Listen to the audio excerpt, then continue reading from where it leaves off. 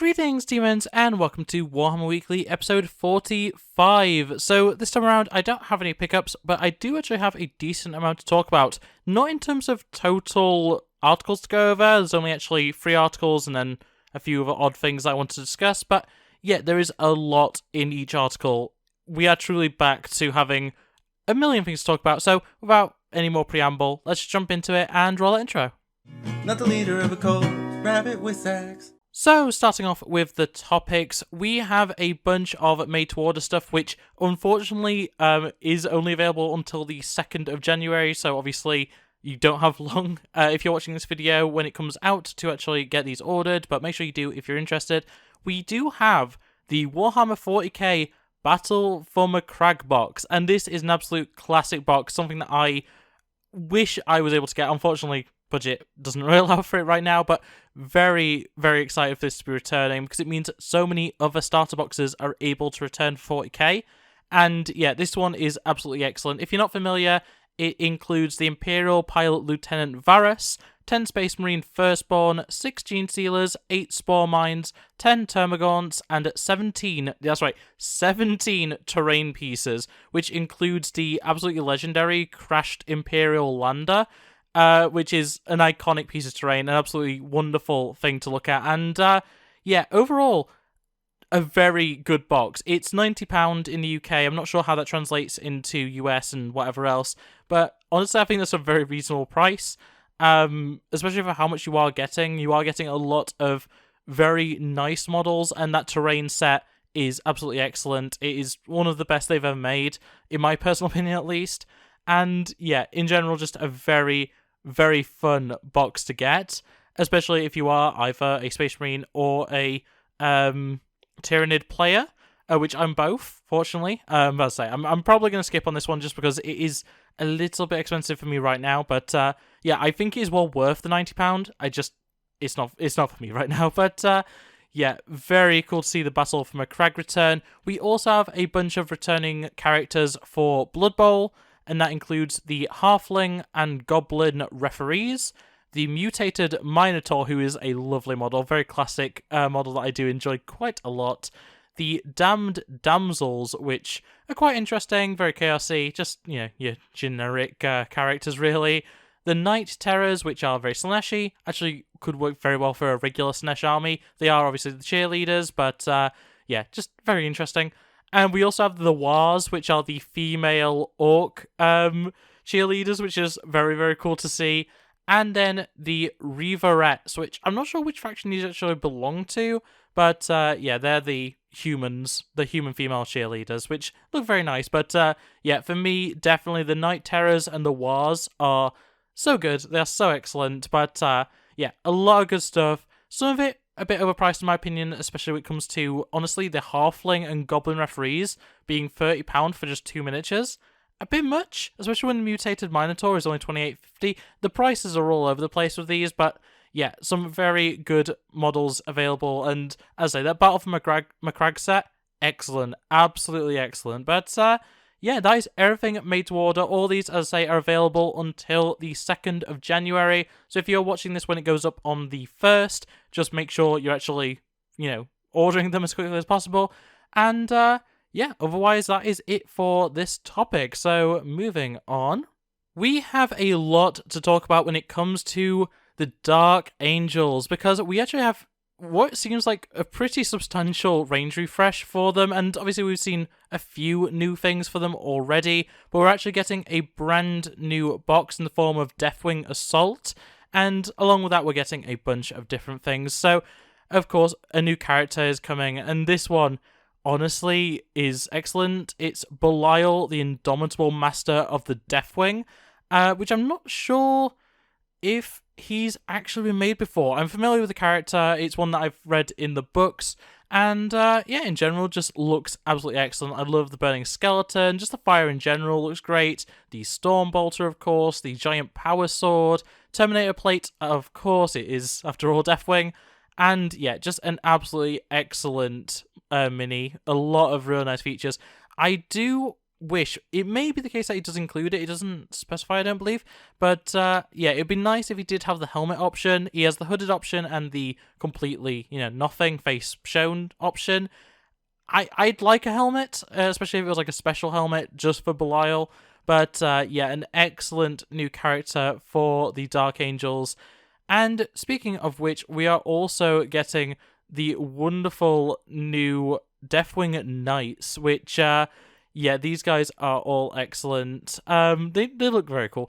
They all have their, massive power swords. They're all wearing their red cloaks and stuff. We've got a flag bearer as well with a bolter. Just some excellent posing as well. Like the motion and the strength in them is actually like really well done.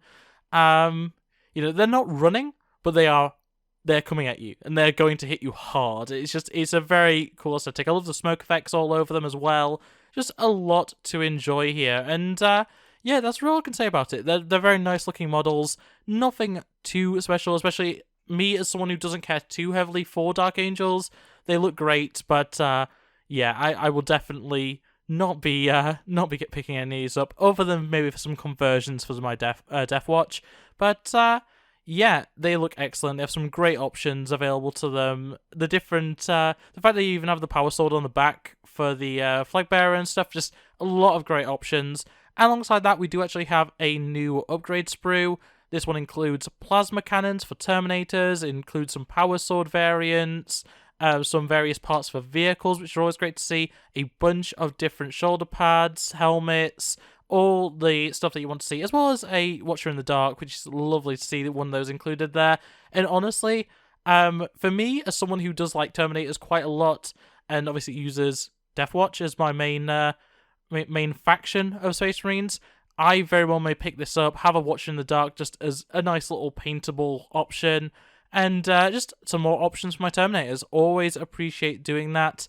And yeah, especially like how it looks on the Outrider is great. Like, it's a shame that we don't have specific Deathwing Outriders, but it's good that we're actually getting some upgrade options for them. So like your Commander or whatever can actually have, or Lieutenant I think it is for them, or even you could actually put it on the Chaplain on bike. You could probably put it on that as well. Just a lot of options there. I can't remember lore-wise, are there chaplains in Dark Angels? I think there must be.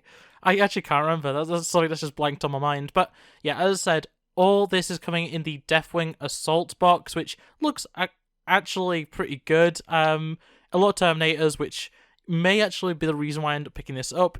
Regardless of me not caring about Dark Angels, this being just a big box of, Terminators, it's very nice. It's very useful. And yeah, in general, just a very nice selection of miniatures. Some Watchers in the Dark mixed in there, some teleport points, all that kind of stuff. And of course, that new Belial character. It's just a lot on offer here. So yeah, very cool new Dark Angels stuff. And yeah, that's all I can really say about it. There is a lot to go over, but yeah, we've got through it. And that brings us to the release of the Old World. We have been waiting on this one for quite a while, and we finally know what the starter boxes are going to look like. And honestly, they're quite interesting. So, starting off, there are 2 different starter boxes, and they're less starter boxes and more army build boxes. You get 1,250 points of the 2 factions. So you get, well, we'll start off with the Tomb Kings of Khemri. This box includes the Lich Priest on Necrolith Bone Dragon, as well as the Tomb King on foot. You can, of course, build it as a Tomb King on Necrolith Bone Dragon if you want. You have 40 Skeleton Warriors, 32 Skeleton Archers, 16 Skeleton Horsemen, and 3 Skeleton Chariots. And yeah, this is a lot of great plastic, because that's the thing. These boxes are both completely plastic. No resin, no metal, nothing like that. It's all plastic. And obviously a lot of these are old models, but I don't think it really matters, especially when you're getting the Bone Dragon, the Necrolith Bone Dragon. There's plenty there to enjoy, even if you are someone coming back from, Warhammer Fantasy back in the day. It's so good. It is such a good box, and if I was going to get into the Old World, this would be the one I'm going with. I say that before I even go over the other box, but yeah, Tomb Kings of Khemri, it's a great edition of the game. A lot on offer there. Like, that is a ridiculous number. It's 93 models. Like, that's crazy. That's a ridiculous amount. But, yeah, it's very, very cool to look at. And, yeah, I really like all of it. Skeletons are one of my favorite things in fantasy, especially Warhammer Fantasy. So, yeah, definitely a winner there. And then the other box is the Kingdom of Bretonnia box. And I've made it clear many a time, I'm not a fan of human factions in fantasy, especially Warhammer Fantasy, whether that's Age of Sigmar, the Old World, Fantasy Battles, any of them. I don't like the humans. I'm a human, advocate when it comes to 40k, where it's the Imperium. I just don't care about it when it comes to the fantasy side, but yeah, still, we have quite a lot in this box as well. So we get the new Lord on Royal Pegasus, which you can, of course, build as either a Duke or a Baron. You get 12 Bretonnian Knights, 36 Bretonnian Men-at-Arms, 24 Peasant Bowmen, which are definitely one of my favourite units in the Bretonnian army. But, yeah, the the Peasant Bowmen, very cool, 24 of those. 2 defense stakes with those, and then you also get 3 Pegasus Knights, which are an excellent model. I do really enjoy those. But, yeah, as I say, not as interesting to me. 76 miniatures, still a hell of a lot on offer there. But, yeah, I don't know. For me, I just don't care about Bretonnia. I don't care about the human faction. It's not something I care too much about. If I was to have a Bretonnia faction, it would be mostly peasants. I do like the Pegasus various stuff, the flying horses, they're very cool. But, yeah, in general, for me, it's very much peasants and flying horses. Everything else is just kind of meh to me. But, yeah, still, if you're into Bretonnia, if you're into the human side of fantasy, very, very cool. I'm excited to see what we get from orcs and elves. Purely on the basis that I just think they're more interesting as factions compared to humans. But, yeah, already the Tomb Kings looking absolutely excellent. You, of course, get your rulebook and all the various other things that you need to actually play the game.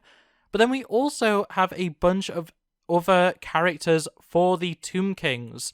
And this is the Nekaf Emissary of Setra, which is a really nice looking character.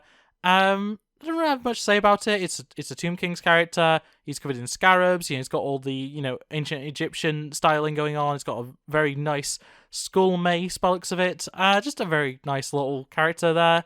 We also have the Battle Standard Bearer. Very, basic type of model. We see these for every faction, basically, regardless of game mode. And, yeah, it looks quite nice. I like the iconography. It's, as I say, once again, very Egyptian. The Tomb Kings are generally that aesthetic.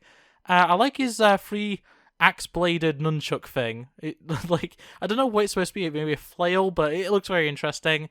And then, finally, we have the Tomb Swarm. So this is like a smoke cloud of skeletons, I guess. I don't really know the lore side of this. I'm not really going to look into it too much, just because I don't care about Old World all that much. These are really nice models, I just don't care about them.